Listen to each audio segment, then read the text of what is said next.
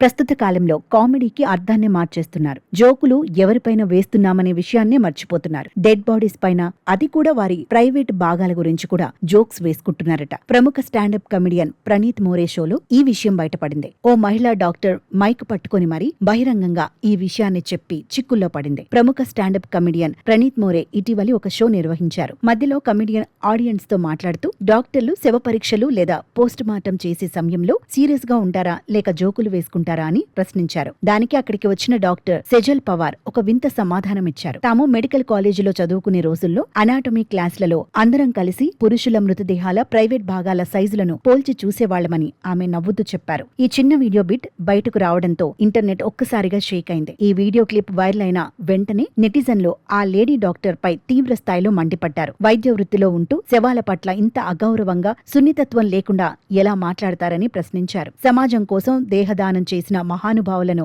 ఈ వ్యాఖ్యలు తీవ్రంగా అవమానించేలా ఉన్నాయని విమర్శలు పెరిగాయి. కామెడీ షోలలో చప్పట్లు కోసం ఇంత దిగజారాలా అంటూ నెట్టింట ట్రోలింగ్ మొదలైంది. గతంలో ఇదే ప్రణీత్ మోరే షోలో ₹370 బిర్యానీ ఎపిసోడ్ తో ఒక వ్యక్తి తన ఉద్యోగం కోల్పోయిన విషయాన్ని గుర్తు చేస్తూ ఈమెపై కూడా కఠిన చర్యలు తీసుకోవాలని డిమాండ్లొచ్చాయి.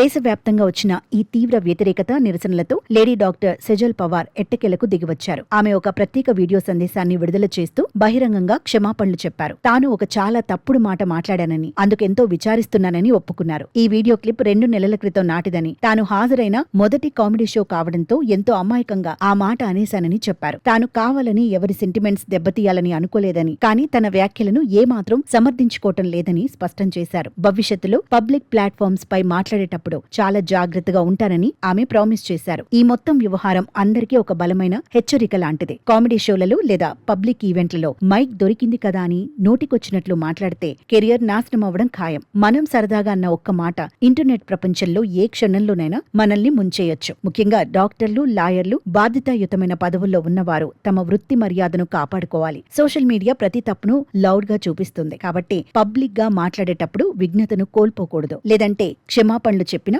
పోయిన గౌరవం తిరిగి రాదు.